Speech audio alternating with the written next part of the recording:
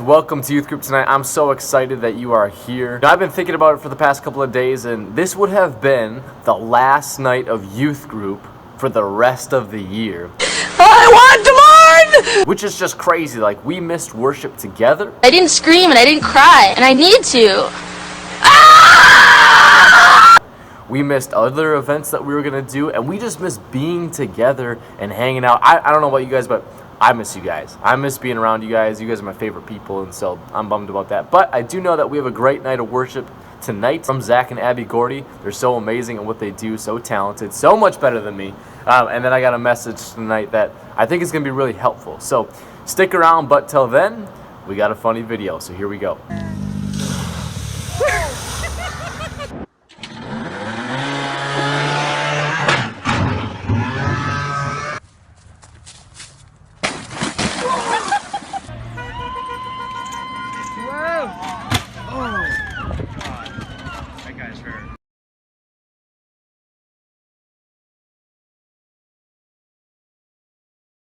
Regardez cette image, le passage de la rivière.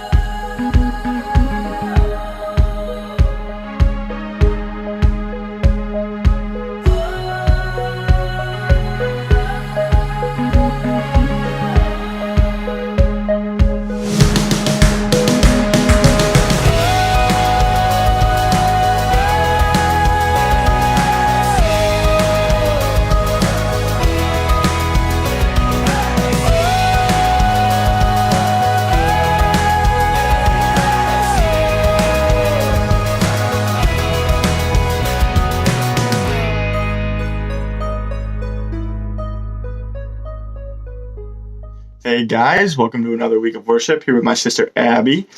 And this first song that we're going to do is called Broken Vessels.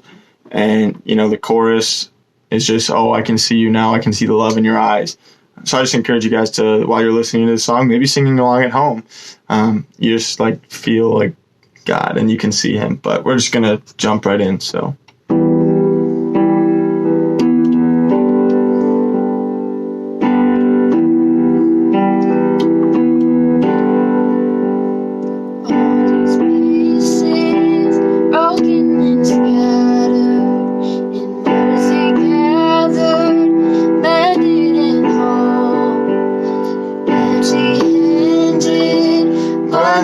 Forsaken, I've been set free, I've been set free.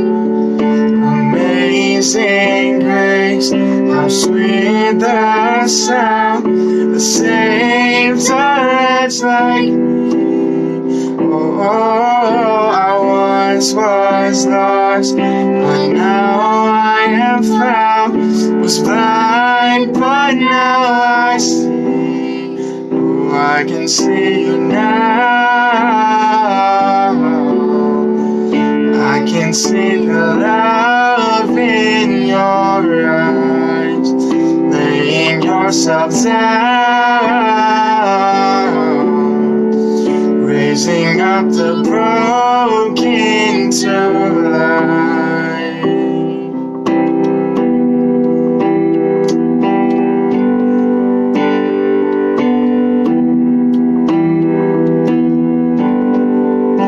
You take our failure, you take our weakness, you set your treasure in jars of clay. So take this heart, Lord, I'll be a vessel, the one to see your life in me.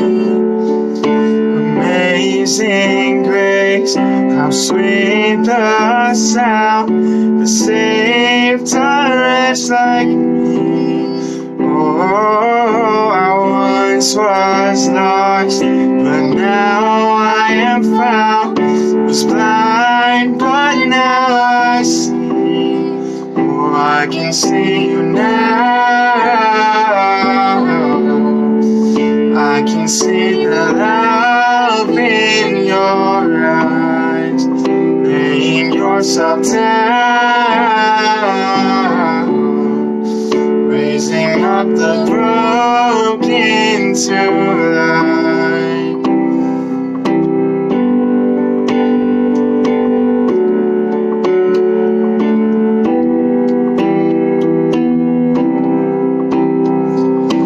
Amazing grace, how sweet the sound that saved a wretch like me. Once was lost, but now I am found. Was blind, but now I see. Oh, I can see you now.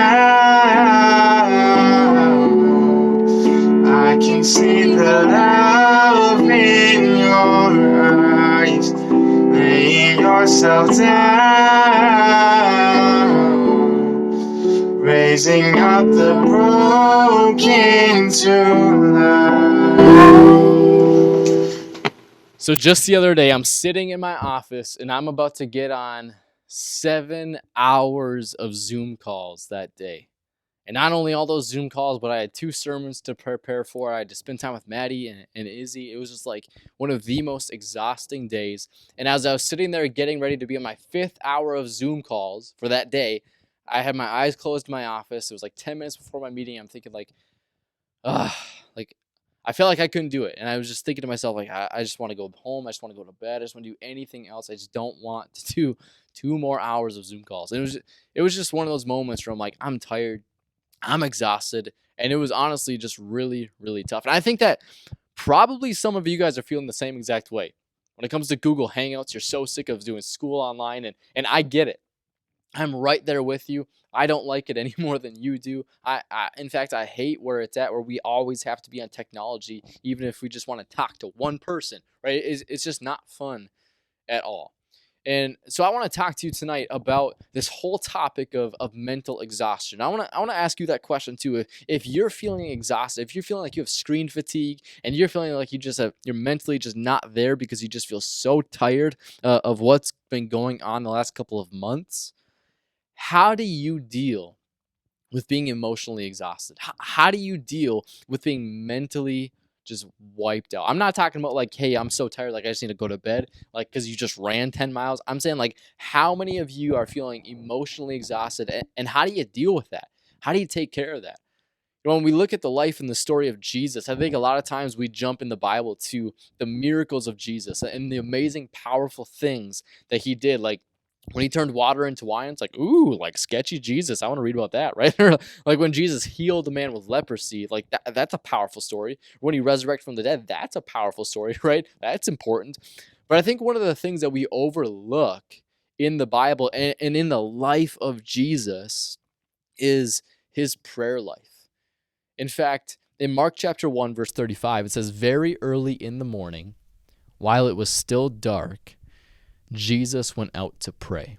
In just 15 words, we are learning about who Jesus is, right? Not about the miracles, not about all that stuff, but we are learning about something very, very crucial about the man that Jesus is and what he loved and needed to do. He was a man of prayer, which seems crazy, right? Because he's God, right? He's the Son of God. He died for our sins, resurrected. Like, why in the world does he need to pray? But come to find out, this verse is right in the middle of 2 different stories. Right before this story happened, Jesus had just healed a bunch of people. In fact, he just healed a demon-possessed man. He cast out a demon from somebody and healed him. Crazy. So all these crowds are coming around him, and he was getting famous. And then right after this verse, when he went to pray, what happened that day after he went to pray is he healed more people. He did more miracles, and more crowds were coming around him, and they were treating him like he was famous because he was. And so what's happening with Jesus is he's getting really, really famous, and with that comes a lot of pressure, a lot of busyness, and he's realizing that he's emotionally tired. and that he needs strength outside of himself. He needs to stay connected to God the Father, otherwise he might fall. Otherwise he might struggle. And it's crazy to think, because he's the Son of God, right? He is God's Son. At the same time, what we know about Jesus is that he is 100% God, but he's also 100% human. He's a man. And so he gets tired. He sleeps. He died, right? We know that he's a physical man. He needed to stay connected to God the Father in order to have the source of life, the source of energy, this motivation, and this opportunity to get alone with God gave Jesus the opportunity to almost refresh and reset. And this is what I want to challenge us to do, is if you're right there with me and you're feeling emotionally exhausted and mentally tired, I want to throw this at you. You are too busy. You are too tired. You have too much pressure on you right now not to pray. Oftentimes we think, like, I'm just so tired, like I don't want to read my Bible right now because I'm just so tired. I don't want to pray right now, like I just want to fall asleep. I just want to go to bed. But I want to challenge you with this. You are too tired. You are too busy. You have too much pressure on you not to pray. You need the life of Jesus. You need the life and the power of the Holy Spirit in you to refresh you and give you new life. Right? The verse that we all love, Philippians 4:13, I can do all things through Christ who gives me strength. When we have the power of God, when we have time alone with God, it's an opportunity for us to be filled with his Spirit, be filled with his presence, and that is when he renews us with strength. And so if you're feeling tired, you need to have time alone with Jesus, right? Just like Jesus, very early in the morning, while it was still dark, Jesus went out to pray. That's huge. That's it. And this is my simple challenge for you. And I know a lot of you aren't going to be willing to get up at 4 a.m. And that's okay. I'm not going to ask you to get up at 4 a.m. But I want to challenge you with this. Make prayer a priority. Make prayer a priority. In fact, it's not just the religious work of prayer. If that's how you think of it, if that's how you think of prayers as like this religious duty or this religious work or this thing that religious people do, I want to challenge you to change your mindset with that too. Prayer is not just what we do because it's tradition. Prayer is not what we do just because we're supposed to, because we're Christians. Prayer is time alone with God. It's a time for us to communicate with God, and it's time for God to communicate with us. We are too tired, too busy, too much pressure in our lives to not hear from God and to not vent to God, to not have this relationship with God. See, the thing about Christianity is we don't follow Jesus because that he has 10 rules to a better life or 10 tips to a better life.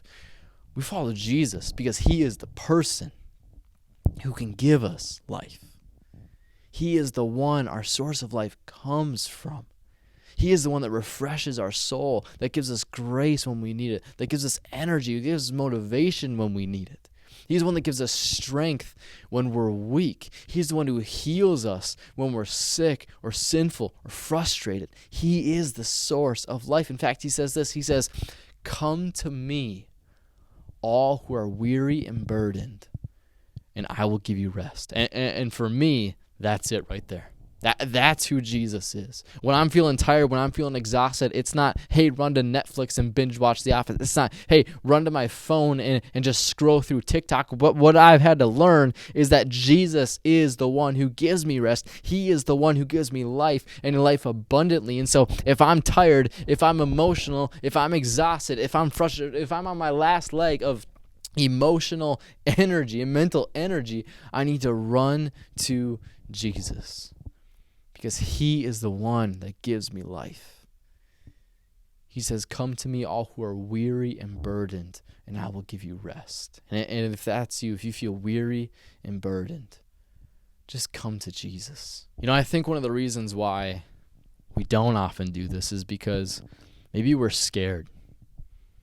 Maybe we're scared because we don't feel like we know how to pray, or we feel like we don't know what we would say if we did pray. But I want to challenge you with this, that you don't need to talk to God any differently than you talk to a friend. I know some people, they sound so spiritual when they pray because they breathe differently. and it sounds really good, and it sounds like they're praying, right? It's like, man, you just sound crazy right now. We don't need to pray like that. We can pray just like we're talking to a friend. We can pray just like we're talking to our parents. It's because power doesn't come from how you pray or the style of prayer that you have. Power comes from who you're praying to. You are praying to the source of creation, the source of life, the creator of this whole universe, the creator of you, who has given you a plan and a purpose and identity and love and grace and everything that you need to survive and thrive on this earth. That all comes from God, and that's who you are praying to. So don't get lost in the weeds and think, well, I have to pray this way, or I don't know what to say, or how do I pray, or what time should I pray, or where should I pray? Don't get lost in all that. Just talk to God. He wants to hear from you. He's a personal God. He wants a relationship with you. He wants to hear you. He wants to hear what your needs are. He wants to give you rest. He wants to give you energy. He wants to give you what you need. All you have to do is ask. All you have to do is come to him. Remember that he has power. Come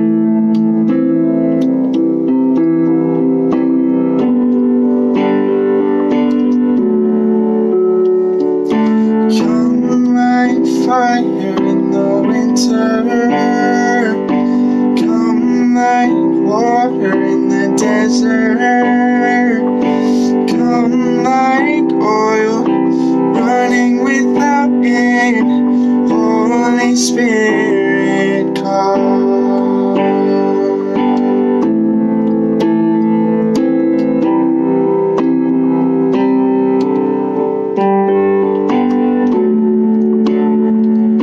Come and carry all our burdens. Come in our weakness and our worry.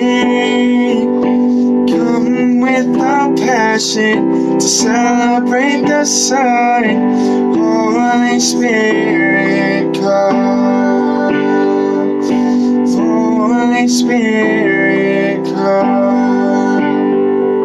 Spirit of the living God, have your way in us. Spirit of the risen King, fall afresh on us, God.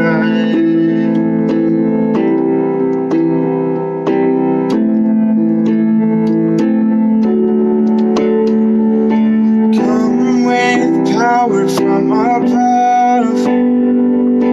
Come and lead us in your truth and love. Come burn within till your work is done. Holy Spirit, come. Holy Spirit, come. Spirit of the living God, have your way in us. Spirit of the risen King, fall afresh on us, God.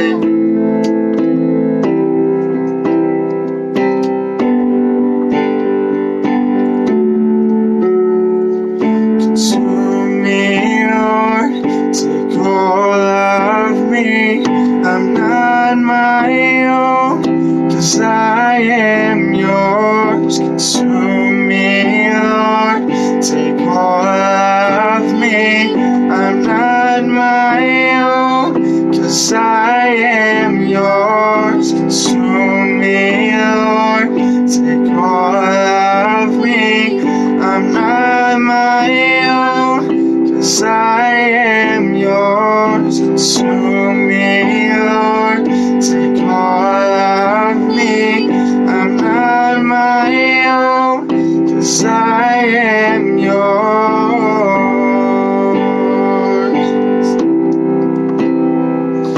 Spirit of the living God, have your way in us. Spirit of the risen King, fall afresh China sky.